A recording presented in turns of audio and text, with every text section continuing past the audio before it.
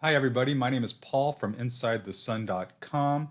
This is my first video, and what I'm doing here, I'm wanting to do a case study on quarterback Russell Wilson, who has played quarterback for the Seattle Seahawks for 10 years, and he recently signed a contract for the Denver Broncos. So I wanted to compare those two locations using some techniques in locational astrology as well as timing techniques to see how he has done in Seattle and how he might fare in Denver. So this is a interesting case study, and it's very timely because the next season is about to start. So I thought it'd be fun and interesting to try to do this here. But before I get started, I wanted to point out a few things that I'm looking at so that it'll make sense as I'm going through the video what I'm looking at. So because I come from a Vedic astrology background, I'm using a North Indian style chart, which is right here. And the way it works is the top diamond is the ascendant, AS. And so this is the first house, and it goes in this order here, second house, third house, fourth, all the way around to the 12th house. They are whole sign houses, so he is the 10th sign, which is Capricorn, so he's Capricorn rising. Second house is Aquarius, third house Pisces, and so on. And this is the Sidereal Zodiac, so it might be slightly different from what you might recognize on the modern Western Tropical Zodiac. So even throughout the video, I do use a more modern style Western chart. In fact, let me pull that up now to show.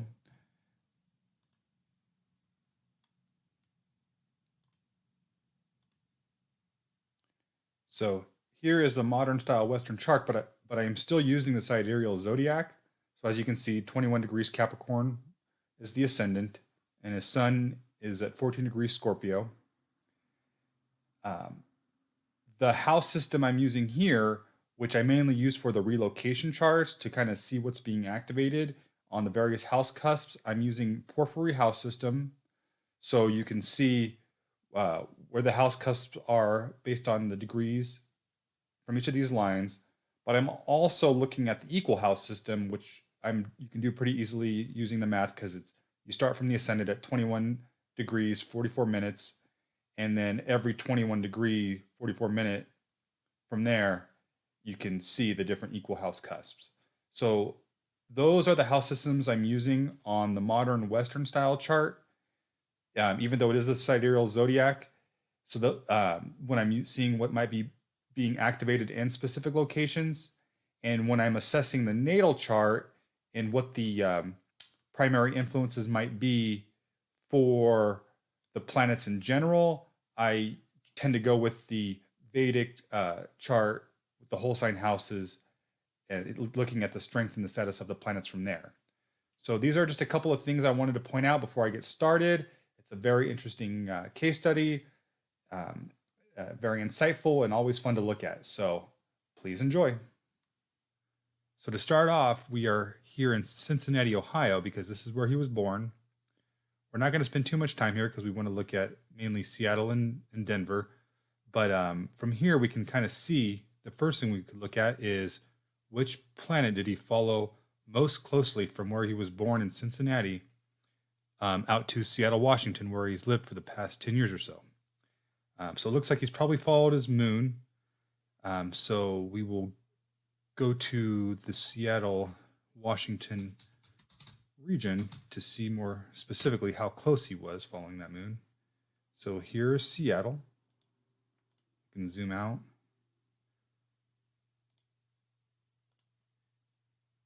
And so it looks like he followed his moon most closely more than any other planet. Chiron and Neptune are up here, but he's looks like he's closer to his moon here. So this would signify that he's emphasizing what his moon is doing in his natal chart, so he'll probably experience more of that thing. So we can take a look at his natal chart to see what that might mean. Okay, so here's his natal chart. His moon is in the 7th house in Cancer, and looks like it's 5 degrees above the descendant. So right off the bat, it looks like he would have emphasized relationships because the moon is in the 7th house by having moved out to Seattle. And since it's 5 degrees above the descendant, He's probably also emphasizing like just becoming before the public in a way too. So Moon in Cancer, not no difficult aspects. I think he probably has a strong emotional side when it comes to relationships. So as him moving out to Seattle probably emphasize relationships in general. In his way, it's he can probably be pretty emotionally drawn into relationships as it is. So there was probably an emphasis of that, and him being a professional quarterback out there and becoming pretty famous, I would definitely say that he has come before the public in a pretty big way by having moved out there. So we can go back to the map to see what else might be going on out here. And the next thing we could probably look at is which parans that he's closest to. And Seattle is about 15 miles north of this paran here, which is Venus and Neptune. So this is interesting because this is not a paran that you'd normally want to recommend to somebody, because Venus and Neptune can sort of lead to tricky relationship problems a lot of the time. Relationships become more complicated. Emotional boundaries become blurred because Neptune is just so out there and it's not very concrete. So this line is generally pretty tough for relationships. And then, so having looked at a little bit at his Wikipedia, it looks like he actually was married and then got divorced sometime, after 2012, which I think is about the time that he moved out there and started playing for the Seahawks. So I imagine that he really did actually experience some difficulty or trickiness in relationships, especially initially, before meeting his current partner, the singer Sierra. And I know that he met her while he was out there. So they've been together for a good little while from what I understand. But that's the first thing you would look out for looking at this line. But also even in business, you wouldn't want to recommend this line either, because, Venus could be business. It's, it likes trade. It likes diplomacy. It likes, Venus is material things. And then Neptune is very elusive, and it doesn't like to hold things together, so things can dissipate.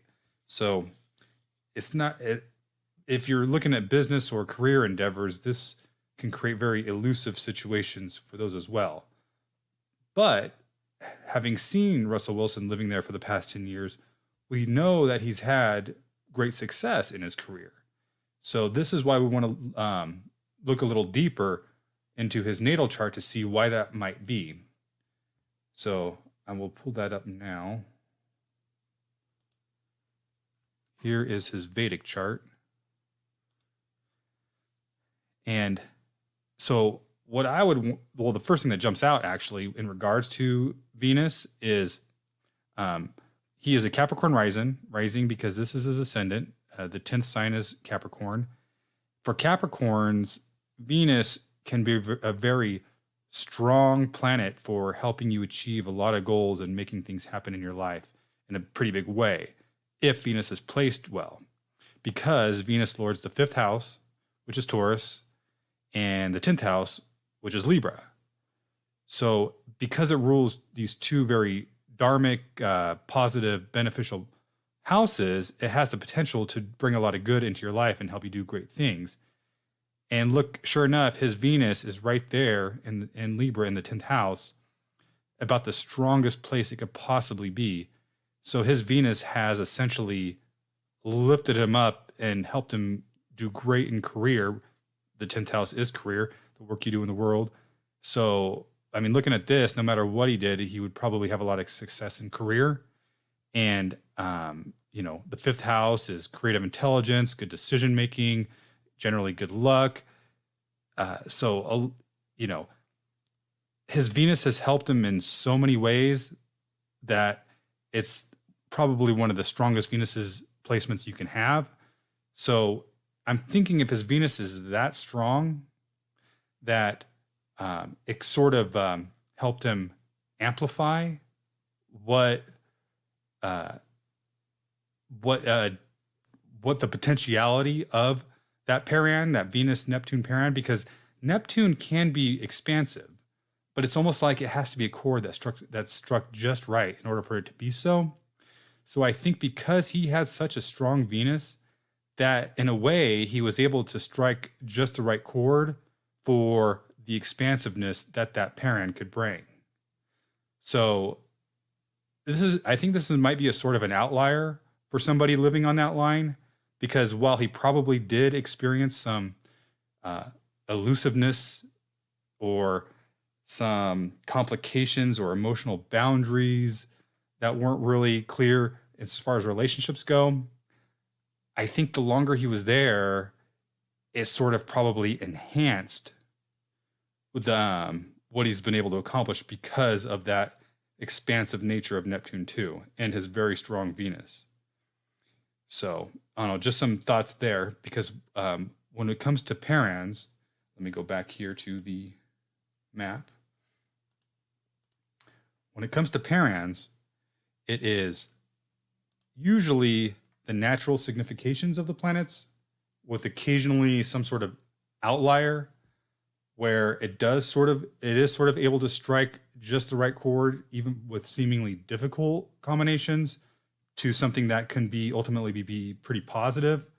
So I think in a way this helped him be very expansive, almost helped him turn into a celebrity, even though it probably didn't fully take away from the difficulty that this line can bring. So any other parans in the area, and there are none, this moon Venus is actually good for relationships, but it's 83 miles south, so 70 miles is the orb, so this probably was a non-factor there. So to look even deeper into the influences in this location on what he experienced, we would look at his relocation chart to see what planets were being activated and where. So here's his natal chart. We will pop on over to his relocation chart here in Seattle, Washington. And right off the bat, we can see Uranus in Sagittarius, 4 degrees off in the first house off of the ascendant line. And that is huge for anybody who wants to achieve success. So this is a huge add-on to help him achieve great success in this specific location, because you're going to be very popular, you're going to be cool, you're going to be liked, you're going to have a good time. It's just really makes your life, it could help make your life more exciting. And it's good socially and professionally in many ways if you're focused on those things. So him being there for 10 years, being the face of a franchise, it's I think this played a lot into him having such success for that long out there. But then you look 2 degrees further, we have Saturn. Saturn is also there on the first house, and this is like almost the opposite. This will make somebody uncomfortable with the spotlight. It can give them a sort of an uneasy sense of self. It's not as strong as Uranus because it's farther away from the ascendant line. It's 6 degrees away, so it's about 25% strength. So, so even though he was in the spotlight, being cool, being liked, doing great things, there was also probably this sense of uneasiness and discomfort with the spotlight in the background for him. So that's pretty interesting. So now we can go along, see what other planets are being activated and where. Neptune, no. The North Node, no. Ceres is on the third house cusp. It's about 4 degrees away. So it's about 35% activated, and this is just probably good luck when going out there and initiating your will. It's like a nice supportive way to kind of sort of help you achieve things that your ego would want to accomplish. So not bad at all. Mars not being activated. Jupiter on the 6th house cusp, about 20% strength. And that would indicate some difficulties around relationships because it is the 6th house, but maybe more so for marriage because it's Jupiter. So yeah, seeing this activated here is just another indication that there might be some relationship problems out there, but it's only 20% strength, so it's not super strong, but it is there. Chiron not being activated so much. Moon, no. The South Node, no. Venus, no. Pluto is about 2 degrees away from the 11th house cusp here in Libra. And that's pretty good because it will help him accomplish his material goals pretty well because, the 11th house is one helping you get out there and make a name for yourself and create gains. So it'll help him. That planet there probably helped him achieve a lot of his material goals. But it also, because it's Pluto, it's very powerful, but it could also make your experiences with people a little turbulent because, the 11th house is people at large, it's the community at large. So it's like you could be popular with that there because you're powerful, but also you could have a lot of haters who could be jealous of you. So a little bit of counterbalancing to this first house Uranus, making him super cool and everybody likes him. This Pluto here probably helps with him getting what he wants and making a name and making money and all that. But it also will probably give him a few haters. It'd probably give him a few haters out there who didn't really like him as much. And then Mercury and Sun, actually, they're both being activated here on the 12th house. So this is sort of like probably a secondary story that was going on for him. Scorpio, so there's like there's that internal aspect on top of the 12th house, which is beyond the realms of this reality. So loss, no, maybe it's loss for words because of Mercury, not sure what to think a lot of the time, or going within, trying to figure out who he really is. Maybe a lot of that. Sun, 12th house, probably in Scorpio, maybe interested in some like occult teachings or just trying to understand realms beyond this one. Maybe the 12th house can be very hard to pin down because it's things that are not of this world all the time. So maybe he was exercising a lot of hidden power out here. But so yeah, I would see these sort of as like a secondary story. Maybe loss of father, I don't know. But yeah, you don't usually want too many 12th house activations. If you do, you kind of won't be able to want to work with them in a way. But anyway, so this is the general story that we see for him in Seattle. So based off of what we know about him from the outside looking in, it seems pretty accurate, I would say. I mean, we obviously don't know every detail about his life, but a lot of it seems pretty accurate. Let's go back over to his map. So why don't we go ahead and compare that to Denver, Colorado?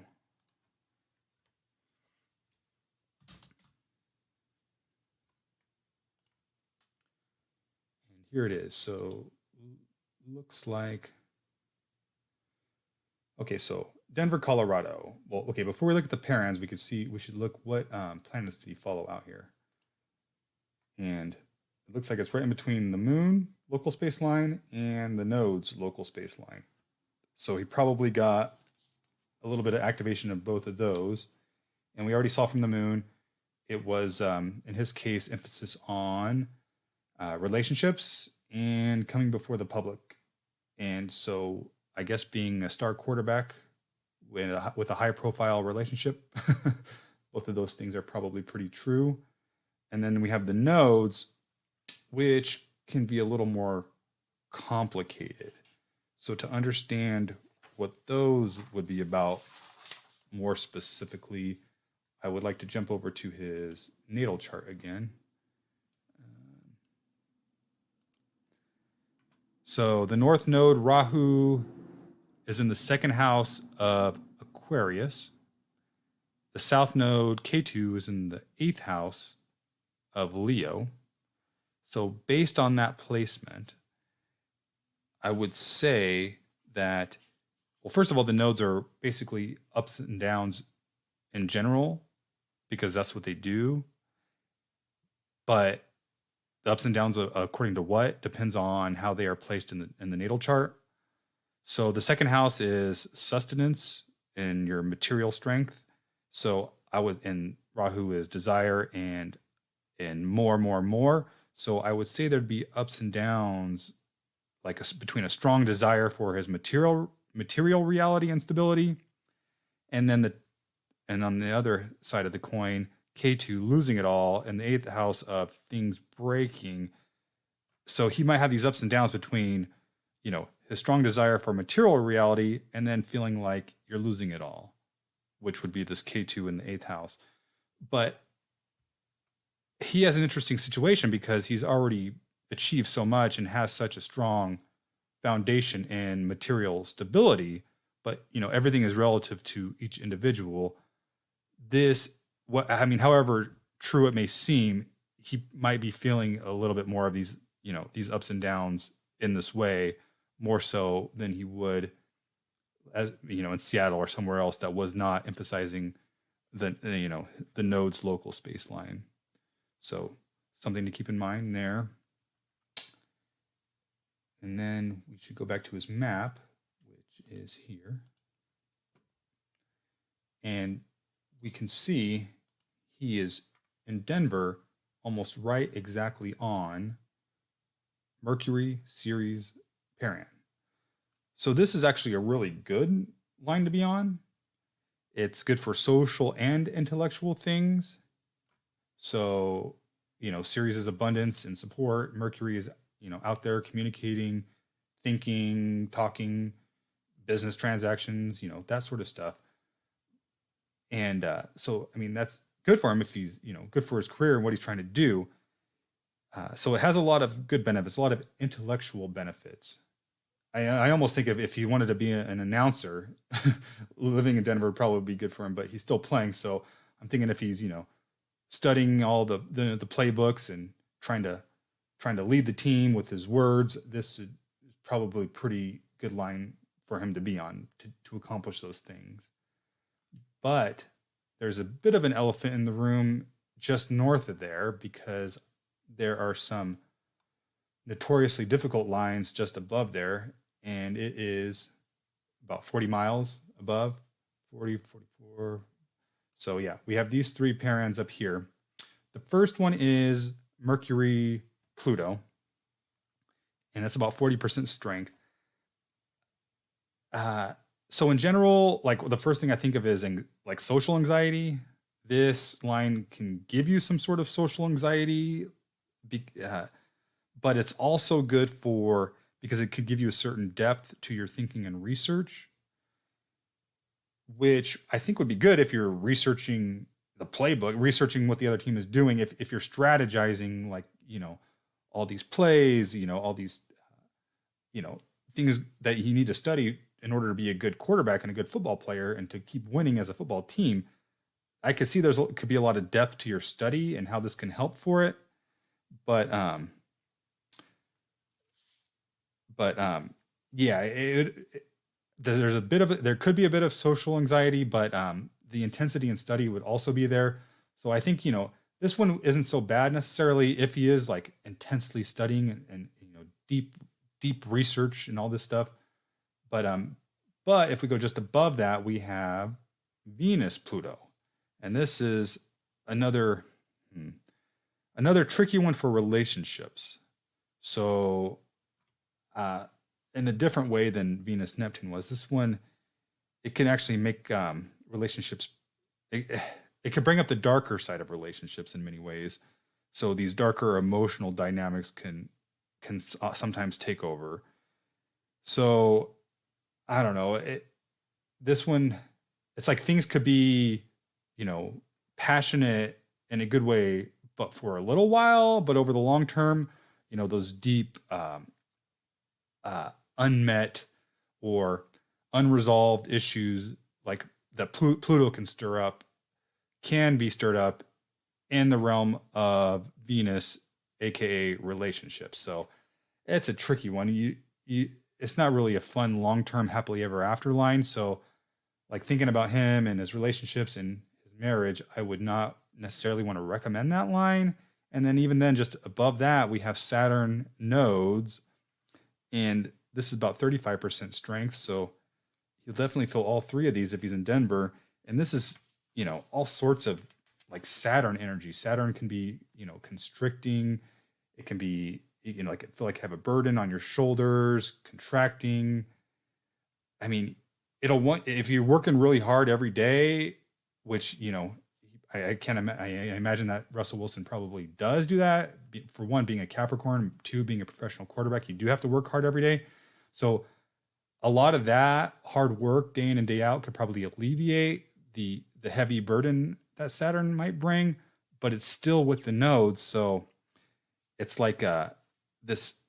There's going to be like heavy karmic weight that will probably feel like it's on his shoulders pretty regularly up there with that line, with that influence. So I this little area up here, I would want to stay away from if I could. I know he's in Denver, so I think I even heard that they already bought a house in Denver. So like I would recommend that maybe we should try to move away from those. Probably like down here, 70 miles south. Because even if we look further south, there's another parent that's down here.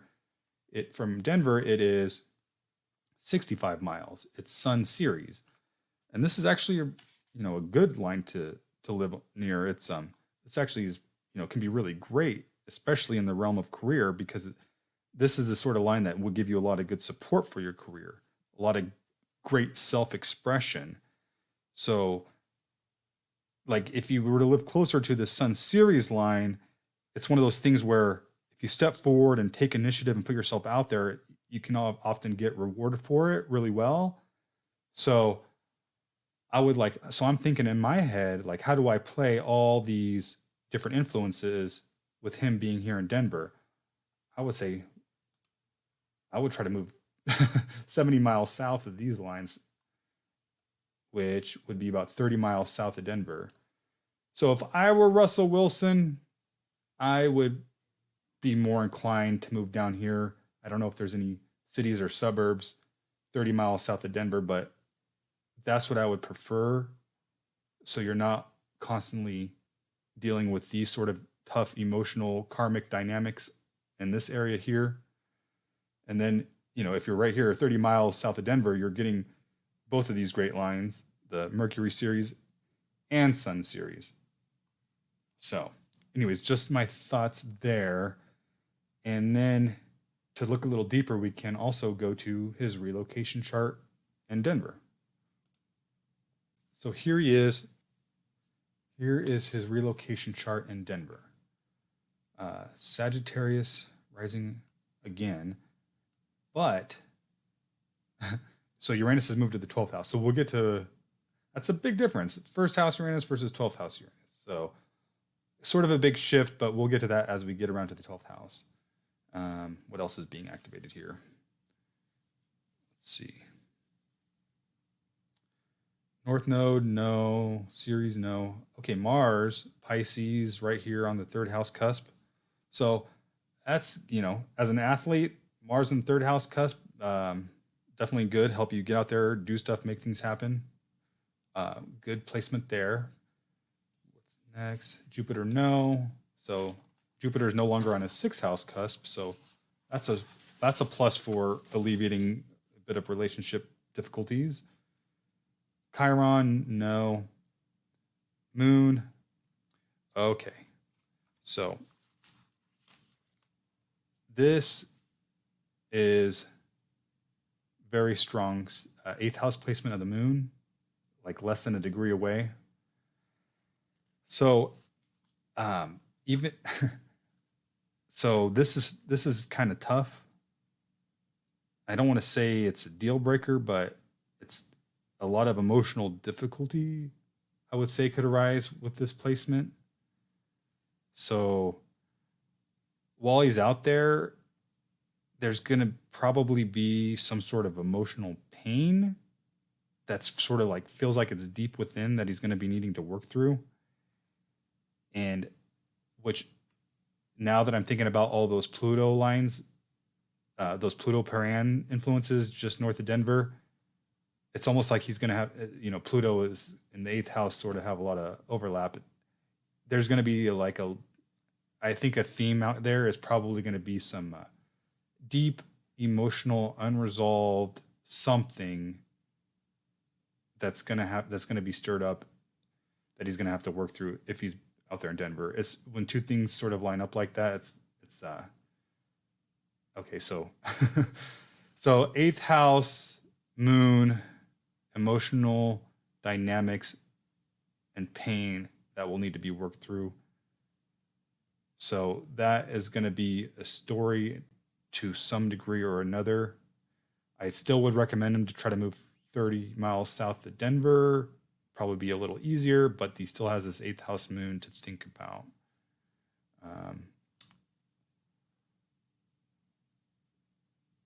Let's see. Venus, no. Okay, so Pluto. Pluto was activated on the 11th house in Seattle. Here in Denver, it's right at the midheaven. Like, look at that, 2 minutes away. So it's really activated here. It's on the 9th house side. So this is sort of like a pros and cons sort of placement. It can give you a lot of depth and with the work you do in the world, make you very powerful, help you achieve a greater purpose in your work and in the work you do in the world. But there's also this element of your dirty laundry sort of being on display, being the 10th house and being Pluto. So because it's on the 9th house side, there's probably a little bit more grace and luck in regard to this very strong Pluto placement. So with that being said, it's so close. I would also try to make sure that he stays a little bit east of Denver so that it stays on the 9th house side versus the 10th house side where, it might not be as kind to him all the time. So very powerful placement, but you probably want to be careful with it. You don't want too much of your dirty laundry being aired to the public. So very interesting there.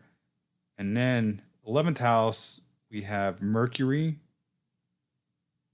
and the Sun both being activated here on the 11th house cusp. So this Mercury 11th house, that's another uptick in his communication abilities. So communicating with the greater community. So this, I could see him out there better luck, better success making deals, just out there mingling, making a name for himself. He'll feel a lot more comfortable doing those sorts of things with that 11th house Mercury, I think, and the Sun helping empower him to achieve his goals, just aiding in his the expression of who he is in himself. So, I think he will have a lot of comfort and to being out there in the community and communicating and putting his name out there. So that's good if that's what he wants. And then, but then look at this, the Uranus 12th house situation, and it's 2 degrees away, so it's 60% strength. So that's a big difference from the first house one, where it was him being super popular and cool and liked and great success.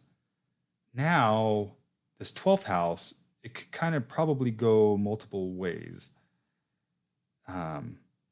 First thing I think of, like the positive side, is this high vibration of wanting to help others, like a calling for sort of uplifting, a calling of service. See, the 12th house is hard to describe because it is, like I said, it's not of this world. So there's this, there could be this very high calling to serve others while he's out there, but it's Uranus. It wants to be free. It wants, and freedom. And the 12th house is confinement. So what happens when the planet that wants to be free is in the house of confinement? It could sometimes feel like you're trapped. So I'd be more concerned with that trapped incarcerated feeling if it was like at the end of the 12th house, because that's when you're dealing with the major issues.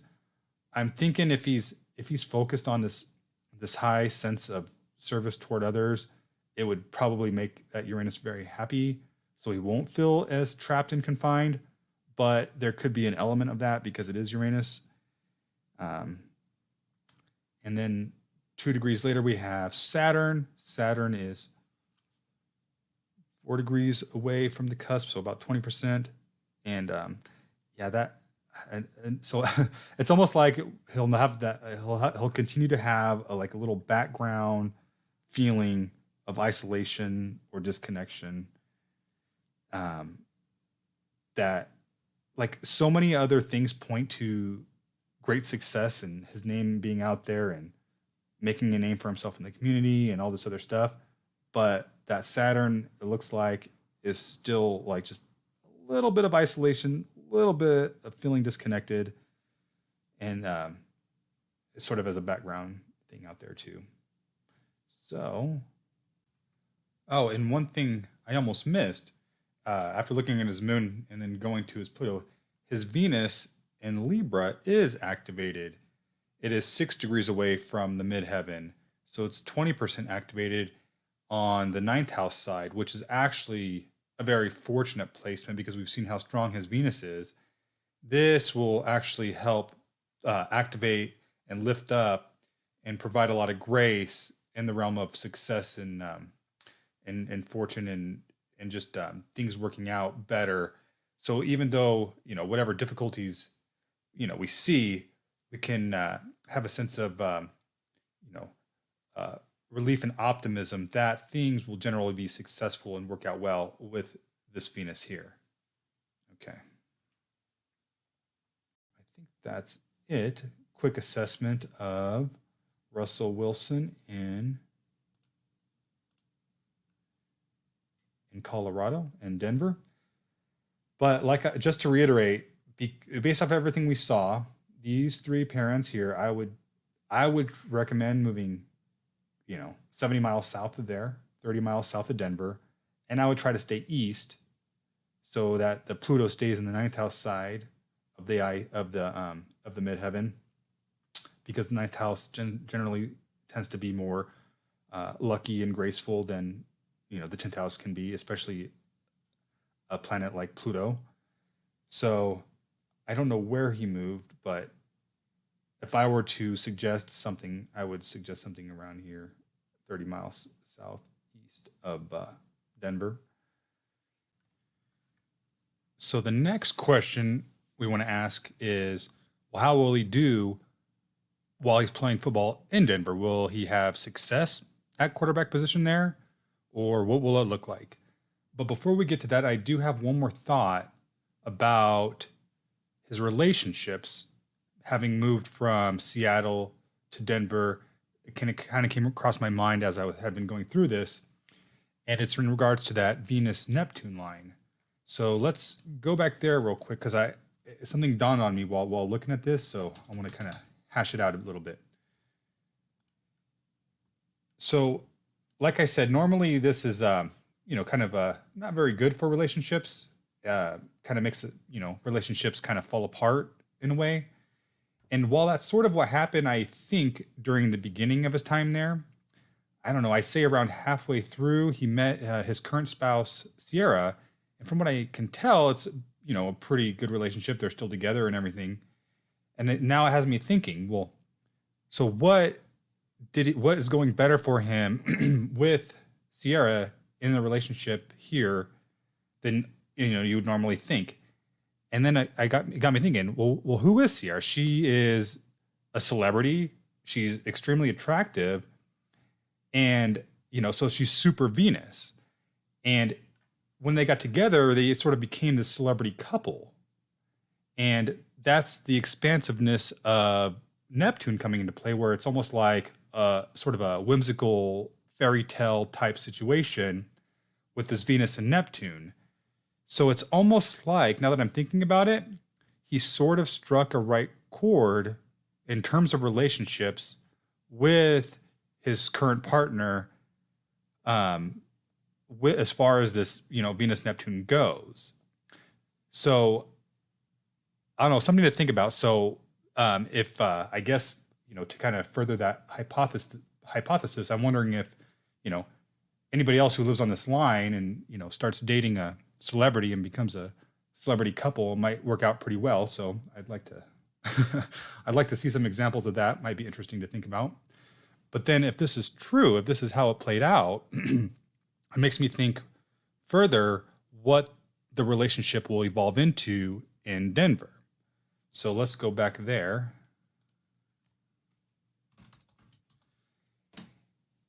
And so as far as relationships go, in parans, we're thinking like, Venus.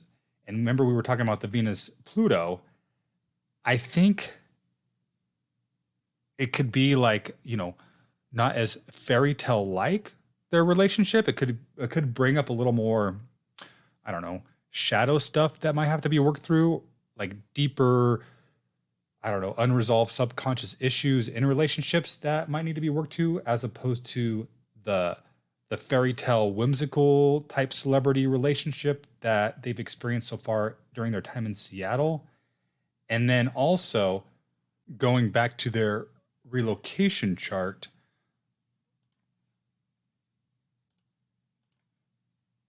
so Russell Wilson's relocation chart in Colorado, and we're going back to this 8th house moon.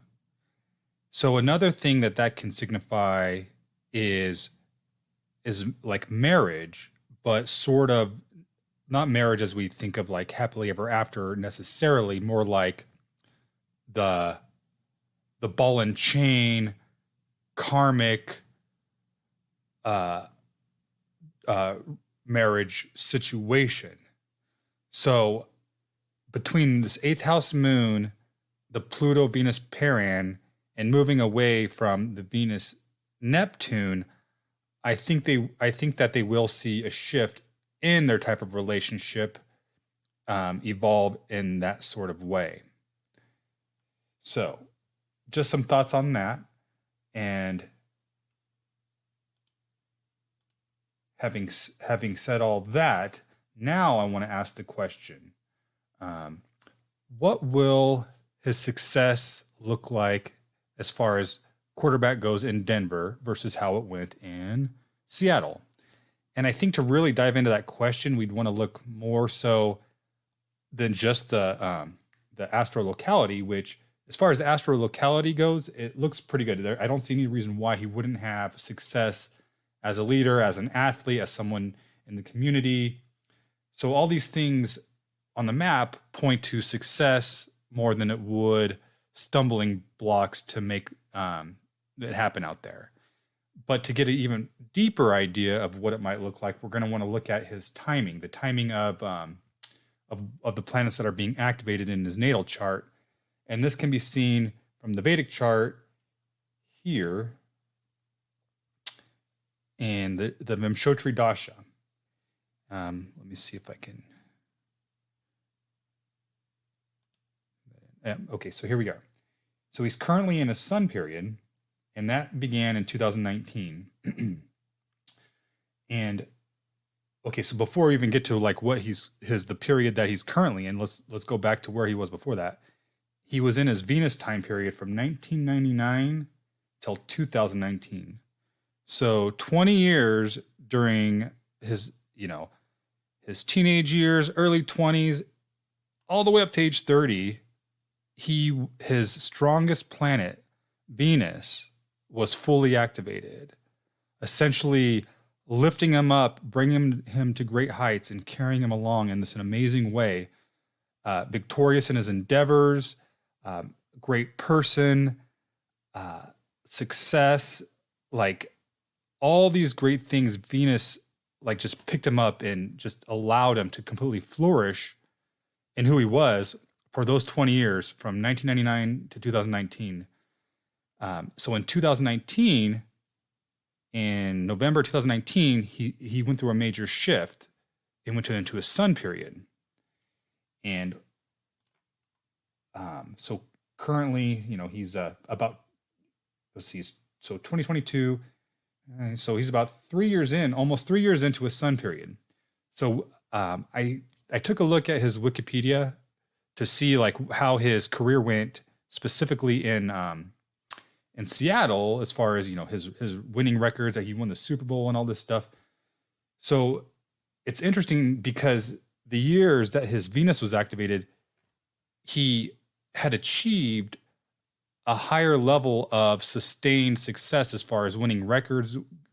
His winning records went, and then when he got into his sun period, so at the end of 2019, going into 2020, I mean, he was still a good quarterback, but he wasn't as dominant of a quarterback. Like his team didn't win as often. In fact, let's go back to when he won his Super Bowl, and I can't remember the year, but it was 2013, 2014, something along those lines. But what I do remember, it was during his Venus and Saturn period. So Venus Saturn was fully activated, and that was the timing that gave him his Super Bowl victory. So why don't we go back up to his chart to see what that looked like in his natal chart. So Venus right here, obviously very strong planet, helping him achieve great success, lifting him to great heights, success in career, all these things. And then a 12th house Saturn.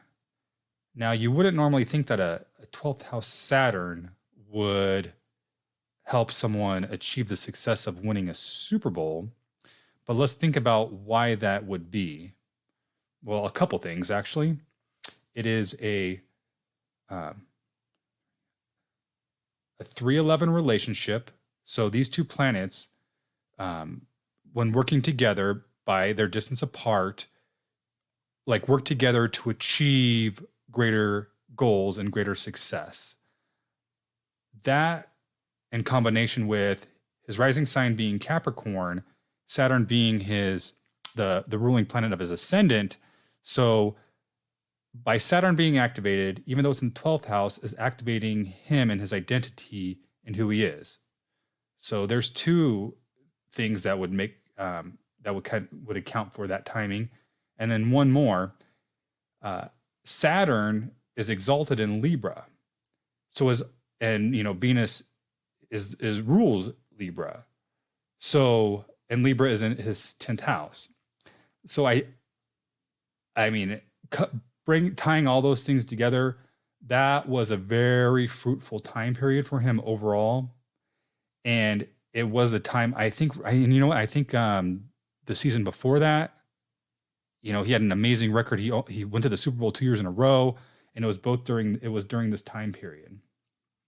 So we could kind of see like what the timing looked like for his greatest success in Seattle. And now we're going to go back to the timing to see what happened since then. So 2020, 2021, and then the season, the last season ended in winter of 2022. So the beginning of 2022. And, it was like, mediocre success in Seattle. And he was there for about 10 years total. And then he's all of a sudden became very popular again whenever he signed this big contract with the Denver Broncos. And when did he sign it? In fact, he signed it during the time period he's in now, which is Sun Jupiter. And so what is Sun Jupiter? Sun Jupiter so Sun is right here in the 11th house. Jupiter is 7 houses away. So it's and then his sun is on the Aruda Lugna. And so if Jupiter is opposite the Aruda Lugna and Sun is on the Aruda Lugna, this is a time period from November 2021 through. Let me zoom out just a little bit so you can see the timing of it. Yeah, right here. So Jupiter right here, November 2021 to September 2022, which is currently now while I'm recording this, is extreme popularity because Jupiter opposite the Aruda Lugna with the sun. So the sun is, popularity. Jupiter is also popularity, and the Aruda Lugna is image, and his image is being fully activated in this combination, this relationship here.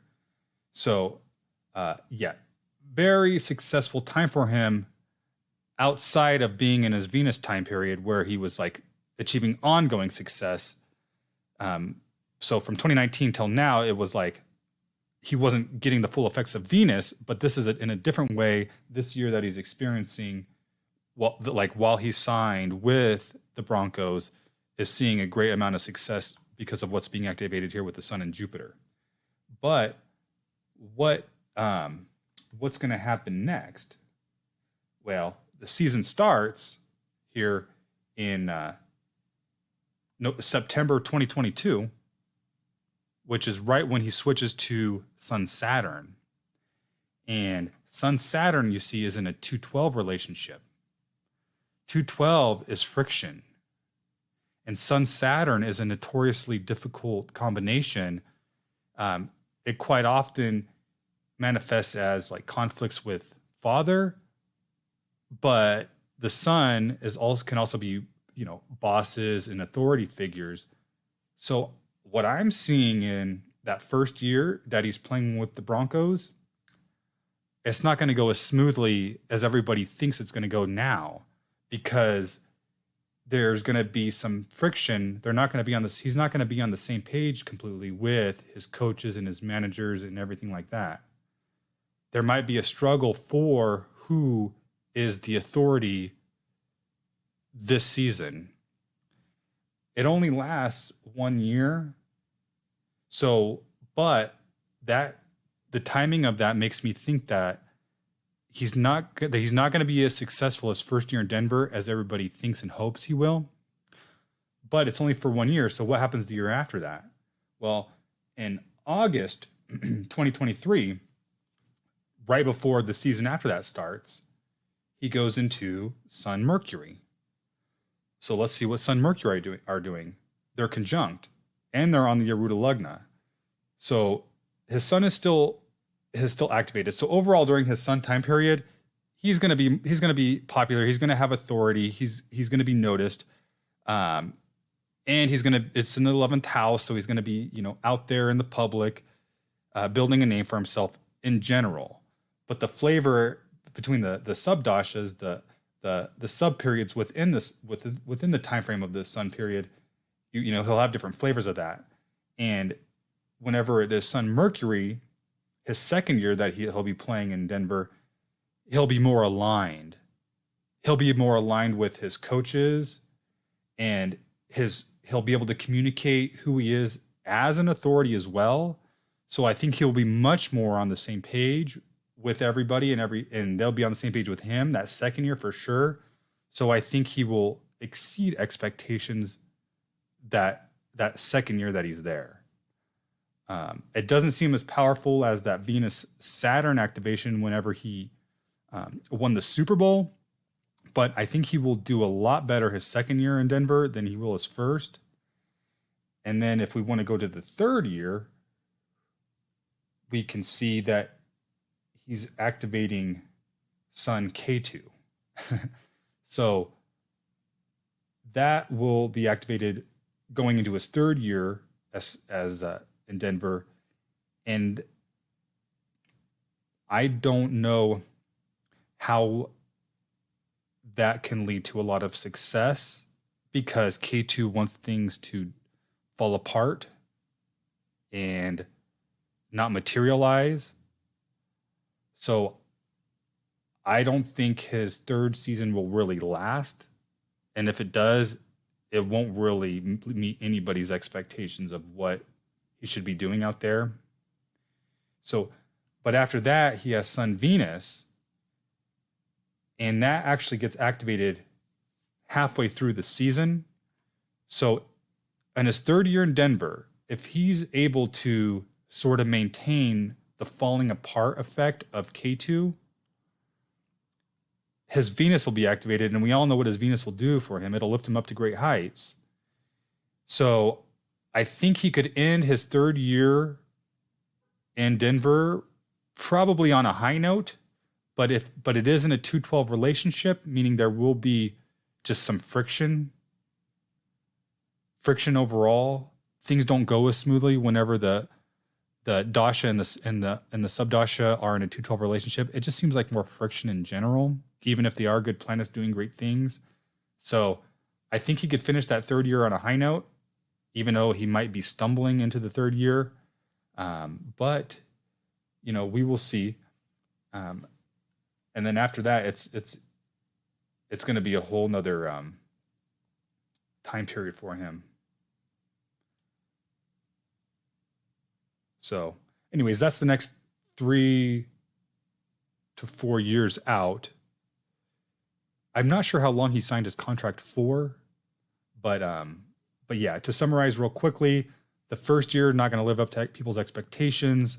The second year going to exceed expectations, but probably not go all the way unless there's like some, amazing transit at the time. And then the third year, I think it's going to feel like things are, falling apart and are working out. But if he sticks through it, it will sort of end on a high note. And then if he goes into the fourth year, he will still have his Venus activated, but then he will also be entering into his moon phase, which will be a whole new transitionary period of what he wants to deal with in general. And I don't think it'll be the same. I think he will want to be more internal after that. Like after 3 years there, he's going to be shifting into a more internal relationship type thing. He'll be 36 going on 37. So I only really want to kind of speculate out the next 3 or 4 years, because after that, it's going to be a major shift anyways. And I don't know how long he actually signed his contract for. So yeah, so there we go. Those are the sort of assessments as far as, what to expect as far as his success goes playing quarterback in Denver.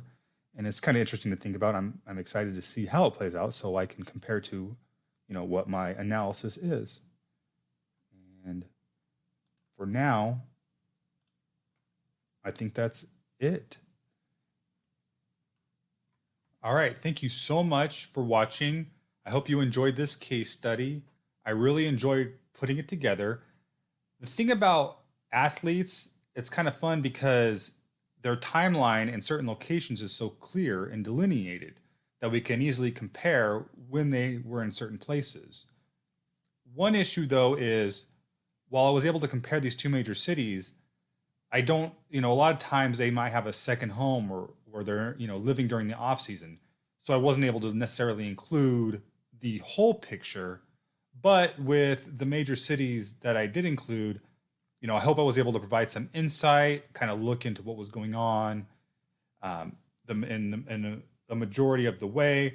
So all in all, I think it's fun. I think it's interesting. I think it's insightful. And I hope to be putting together some more. Thanks for watching.